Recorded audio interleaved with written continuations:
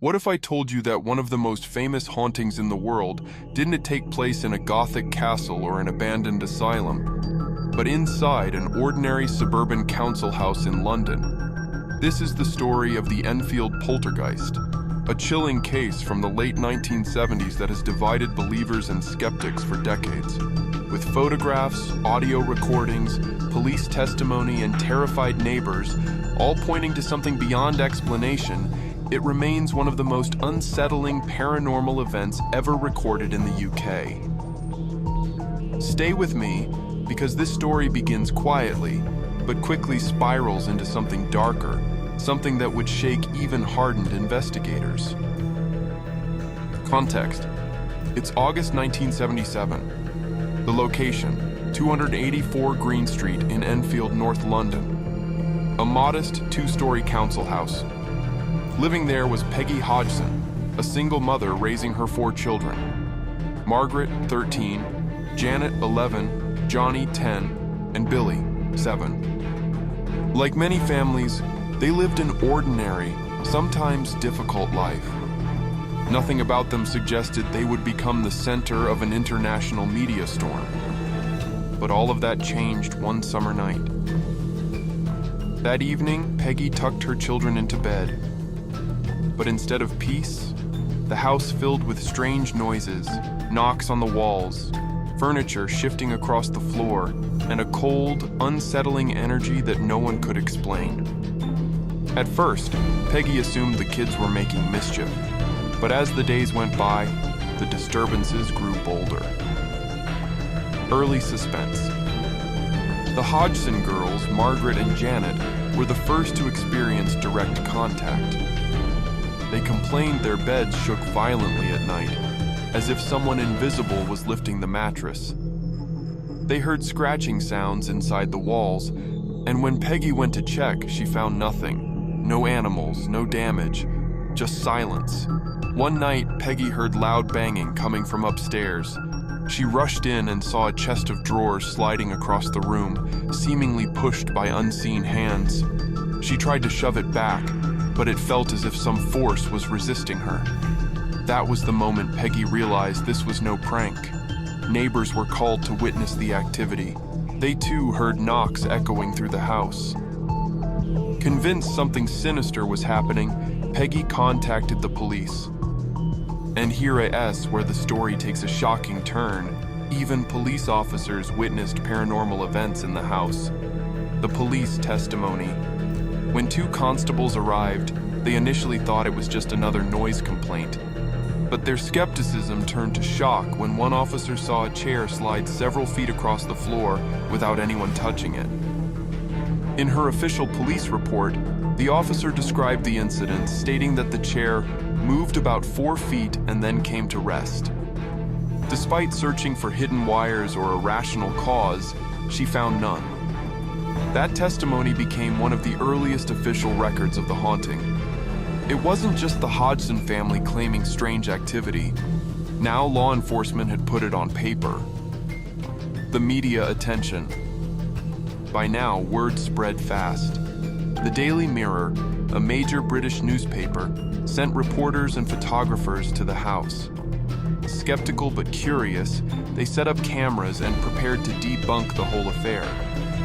But instead of catching mischief, they witnessed toys and marbles fly across the room. One photographer captured a shocking image of Janet seemingly levitating off her bed, her body arched in the air while her siblings looked on in fear.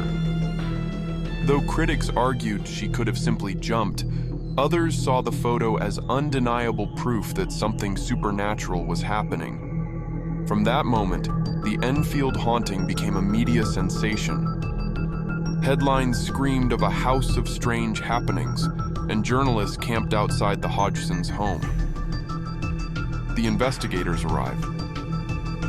The case caught the attention of the Society for Psychical Research, a respected group dedicated to investigating unexplained phenomena.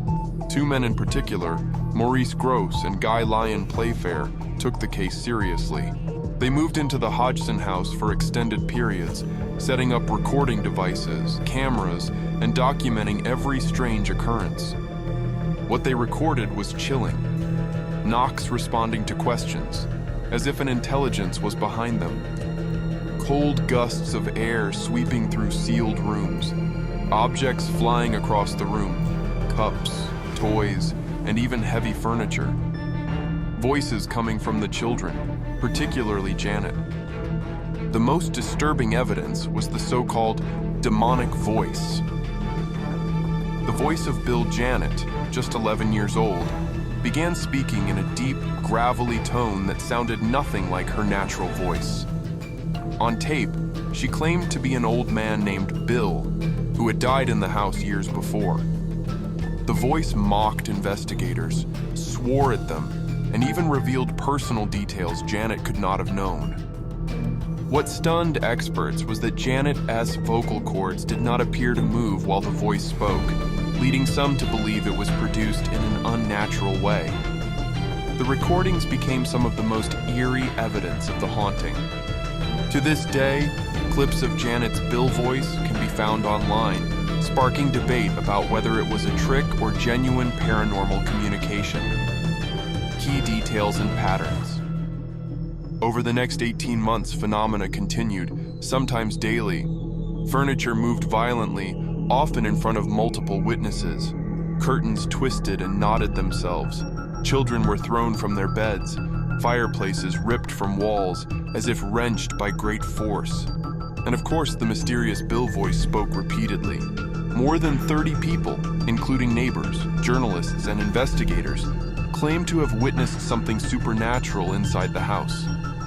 Yet, for every shocking event, skeptics had counter-arguments. Were the girls playing tricks? Could stress or attention-seeking behavior explain it? Still, the sheer number of witnesses made it difficult to dismiss entirely. Building to the climax. By late 1978, the family was exhausted. The children were traumatized, Peggy was desperate, and the investigators were running out of answers. But the worst was yet to come. The activity reached a terrifying climax that would push the Hodgsons to the brink and cement the Enfield haunting as one of the most infamous paranormal cases in history. It was late one evening when the house seemed unusually quiet. Janet was lying in her bedroom when, without warning, she was violently thrown across the room. Her siblings screamed as they saw her body lifted from the bed, suspended in midair before crashing to the floor. Investigators rushed in, only to find Janet trembling, insisting an unseen force had hurled her. Over the following weeks, Janet was repeatedly targeted. She was found twisted in impossible positions, dragged from her bed, and once discovered wedged into the fireplace as if something tried to pull her inside. Witnesses captured more photographs of Janet midair, her limbs contorted. While skeptics argued she was just jumping, others pointed out the sheer terror on her face, and the timing of the photos suggested otherwise. This period marked the peak of the haunting. Fear in the house was overwhelming. Even hardened journalists admitted feeling uneasy inside. The investigators struggled. Maurice Gross and Guy Lyon Playfair were convinced the case was genuine. They spent countless nights recording sounds, interviewing witnesses, and documenting events. Grosse, who had lost his daughter in a car accident years earlier, felt a personal connection to the Hodgsons and believed wholeheartedly in the supernatural explanation. Playfair, though more cautious, still supported the family, and later wrote a book titled, "This House is Haunted." Their recordings captured some of the most chilling moments. The Bill voice answering direct questions, objects moving with no visible cause, Janet's own fear and frustration, caught in hours of audio logs. Yet, not everyone was convinced. The skepticism. As the case gained more publicity, skeptics entered the picture. Some experts suggested the girls faked certain incidents. Indeed, Janet later admitted that she and Margaret sometimes exaggerated activity to test the investigators. Critics pointed out that most extreme events happened when fewer people were watching, or when the children were unsupervised. They also suggested ventriloquism could explain the Bill voice. Even the famous paranormal investigators Ed and Lorraine Warren, who briefly visited the house, faced criticism. Some accused them of exaggerating their role for publicity. This skepticism created a lasting debate. Was the Enfield Poltergeist a genuine haunting, or the result of clever children seeking attention? Aftermath for the family.